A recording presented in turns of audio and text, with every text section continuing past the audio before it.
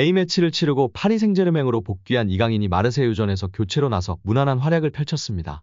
프랑스 마르세유에 위치한 스타드 벨로드롬에서 리그앙 27라운드 원정 경기를 치른 PSG가 마르세유를 2대0으로 꺾었습니다. 이강인은 이날 벤치에서 경기를 시작했는데요. 이강인은 한국과 태국에서 열린 3월 A매치 2경기를 모두 뛰고 PSG에 복귀했습니다. 특히 태국 원정에서는 정확한 패스로 손흥민의 추가골을 도우며 한국의 3대0 승리에 기여했습니다.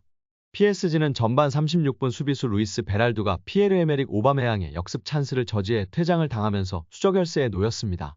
0대0으로 팽팽하던 하프타임에 루이스 엔리케 감독은 랑달 콜로무아니를 대신 이강인을 투입했습니다. 이강인은 왼쪽에서 부지런히 뛰어다니며 볼 전개를 도왔습니다. 이날 20개 중 18개의 패스를 성공시키며 90%의 높은 패스 성공률을 보였습니다. 한 명이 없는 상황에서 최대한 안전한 플레이를 했습니다. 키패스는 없었지만 드리블과 태클은 각각 1회씩 기록했습니다. 선수 스탯으로 평점을 매기는 후스코어드닷컴은 이강인에게 6.5점이라는 무난한 점수를 줬습니다. 이강인 선수보다 평점이 낮았던 선수는 무하니, 베랄두, 루이즈, 리카 에르난데스 선수였으며 비슷한 평점은 음바페, 아센시오, 하키미 선수였습니다. 이날 최고 평점을 받은 건 수차례 선방을 보여준 잘루이지 돈나룸마와 결승골을 넣은 비티냐였습니다. 돈나룸마의 평점은 8.9점으로 가장 높았습니다. 돈나룸마는 무려 10개의 선방을 기록하며 골문을 틀어막았습니다. 특히 베랄두의 퇴장 이후 PSG가 내려서면서 많은 슈팅을 허용했지만 무실점으로 버틴 건 돈나룸마의 활약이 컸습니다. 비티냐는 8.8점으로 돈나룸마의 뒤를 이었습니다. 경기 내내 좋은 활약을 선보였고 선제골까지 기록했습니다. 비티냐는 후반 8분 하프라인 부근에서 돌파에 성공하며 직접 역습 찬스를 만들었고 우스만 덴벨레와 원투 패스 후 깔끔한 오른발 마무리로 선제골을 넣었습니다. 그 외에도 패스 성공률 86%, 드리블 5회, 태클 3회 등 뛰어난 스탯을 남겼습니다. 중원에서 한 자리는 비티냐로 고정될 만큼 비티냐는 현재 프로 데뷔 이후 가장 좋은 활약을 펼치고 있다는 평가입니다. 한 명이 퇴장당한 이후 바로 교체 카드로 이강인 선수를 투입시키며 안정감에 무게를 둔 엔리케 감독이었는데요. 수적 열세를 극복한 파리 생제르맹의 기분 좋은 승리였고 거기에 보탬이 되었던 이강인 선수였습니다. 이날 이강인은 45분을 뛰며 볼터치 29회, 패스 성공률 90%, 드리블 성공 1회, 볼경합 성공 2회, 가로채기 1회, 태클 1회 등을 기록했습니다. 이강인의 활약을 두고 프랑스 매체 풋 메르카토는 평점 5.5를 부여하며 그는 가장 많이 달리며 경기장 넓은 영역을 커버했다. 패스 실수가 없었고 수적 열세를 최소화하기 위한 자신의 방법을 알고 있었다고 극찬했습니다. 엔리케 감독의 지시를 받았고 영리의 수적 열세를 극복하기 위한 플레이였고 잘 해냈다고 칭찬받은 이강인 선수입니다. 루이스 엔리케 감독은 경기 후 인터뷰에서 우리가 전반전에 우리의 최고점과 거리가 멀었. 우리는 많은 실수를 했습니다. 우리는 공을 잃으면 위험한 상황에서 실수를 했습니다. 경기는 퇴장으로 바뀌었지만 저는 후반전에 우리가 매우 좋고 매우 진지하고 매우 엄격하고 매우 견고하고 매우 단결했다고 생각합니다. 우리는 매우 잘 방어했고 우리는 상대방을 통제하려고 노력했고 역습으로 상대를 잘 공략했습니다. 저는 우리의 서포터즈들이 매우 기뻐할 것이라고 생각합니다. 오늘의 승리는 분명히 그들의 것입니다. 라며 수적 열세 속 승리한 것에 대한 기쁨을 표현했습니다. 이어 엔리케 감독은 이강인에 대해서도 언급하며 극찬했습니다. 덴벨레가 중앙 미드필더로 나선 것에 대한 질문이 나왔는데 엔리케 감독은 항상 상대를 놀라게 하려는 욕심이 있다. 선수 위치를 바꾸는 게 방법인데 덴벨레는 개선이 필요하긴 했지만 중원에서 공간 점유나 마음에 든 점들이 있었다. 덴벨레를 포함해 킬리안 음바페, 이강인, 하무스는 어디서 나올지 모르는 선수들이다. 상대를 놀라게 하고 예측할 수 없게 만들어야 한다고 말했습니다. 쿠프 드 프랑스 준결승인 스타드 렌전을 생각해볼 필요가 있다고 이야기했습니다. 음바페 조기 교체를 두고는 매주 같은 질문이 나와 피곤하다. 나는 감독이고 매일 결정을 내려야 하는 사람이다. 파리에서 있는 마지막 날까지 매일 이 일을 할 것이다. 항상 팀을 위한 최선의 해결책을 찾으려고 노력한다. 내 결정을 이해하지 못해도 상관이 없다고 했습니다.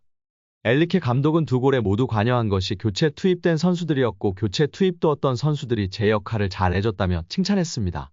엔리케 감독은 실제로 두 번의 기회가 있었지만 두 번째 기회는 모든 선수들, 특히 벤치에서 교체 투입된 선수들의 단결력과 태도 덕분에 매우 자랑스럽습니다. 우승을 위해서는 모든 선수가 필요하기 때문입니다. 그리고 오늘은 우리가 더 강해졌다는 증거였습니다. 오늘은 우리 스타일과는 다른 후반전을 치러야 했어요. 하지만 우리는 아주 잘 해냈고 그런 면에서 모든 선수들이 잘했다고 생각합니다. 이어 선제골을 넣었던 비티냐 선수에 대한 물음에 답했는데요. 비티냐는 우리 축구를 완벽하게 잘 이해하고 있는 선수입니다. 가장 중요한 것은 공을 잃지 않고 미드필더가 다른 스타일에서 가져야 하는 첫 번째 자질인 양질의 선수가 되는 것입니다. 공을 잃지 않고 탈압박하며 라인 사이에서 플레이할 수 있고 볼을 전개할 수 있고 골을 넣을 수 있고 슈팅을 할 수 있고 수비에서 공격적으로 할 수 있어야 한다는 것이죠. 비티냐는 이 모든 것을 갖추고 있습니다. 비티냐와 같은 선수가 지금과 같은 폼을 유지한다면 축하할 수밖에 없고 아직 발전의 여지가 있다고 생각하기 때문에 이 수준 이상에서 계속 성장하길 바랄 뿐입니다. 라며 극찬을 쏟아냈습니다. 스페인 매체에서 챔스 8강전에서 붙게 될 파리 생제르맹과 바르셀로나를 비교하며 바르셀로나 선수단이 더욱 한 수위라고 평가했는데요. 그 와중에 파리 생제르맹 선수 중에는 은바페와 이강인을 언급하며 이강인 선수의 위상을 다시금 확인할 수 있어 화제입니다. 특히 마요르카에서 환상적인 시즌을 보냈던 터라 스페인 언론에서는 이강인 선수에 대한 관심과 애정이 높은데요. 스타 선수들이 모여있는 파리에서 은바페와 더불어 이강인을 언급하며 팬들의 관심을 받고 있습니다. 다만 스페인 매체와 보도와는 달리 영국 트랜스퍼마켓에서의 선수단 가치 평가에서는 파리 생제르맹이 바르셀로나를 앞섰는데요.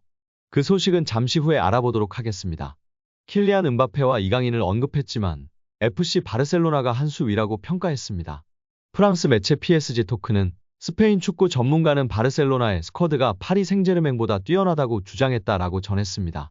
유럽축구연맹은 챔피언스리그 8강 대진 추첨을 진행했고 이강인의 파리와 스페인의 명가 바르셀로나가 맞붙게 되었습니다. 바르셀로나의 올 시즌은 불안하지만 챔피언스리그 5회 우승에 빛나는 전통 강호인 점은 달라지지 않는 사실입니다. 뛰어난 스트라이커를 보유한 두 팀인데요. PSG는 킬리안 은바페 6골을 앞세워 8강에 올랐고 바르셀로나는 비록 이번 시즌 주춤했지만 필요한 순간 마무리해줄 수 있는 로베르토 레반도프스키를 보유했습니다. 보도에 따르면 PSG와 바르셀로나에서 모두 활약했던 루도비크 지울리는 르파리지앵과 인터뷰에서 바르셀로나 선수단의 부상 문제로 PSG가 더 유리한 위치에서 경쟁할 수 있다고 주장했습니다.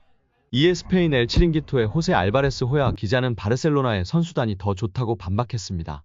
알바레스 기자는 PSG는 실제로 멋진 선수단을 보유했다. 킬리안 은바페, 마르코 아센시오, 이강인이 있다. 비티냐 역시 좋은 선수다라면서도 그러나 바르셀로나의 라인업이 PSG보다 훨씬 낫다라고 강조했습니다. 두 팀의 첫 대결은 오는 4월 11일 열리는데요. PSG는 홈파르크 대 프랭스로 먼저 바르셀로나를 불러들인 뒤 17일 스페인 바르셀로나로 떠나는 여정입니다. 오늘 영상은 여기까지입니다. 끝까지 시청해주셔서 감사드립니다.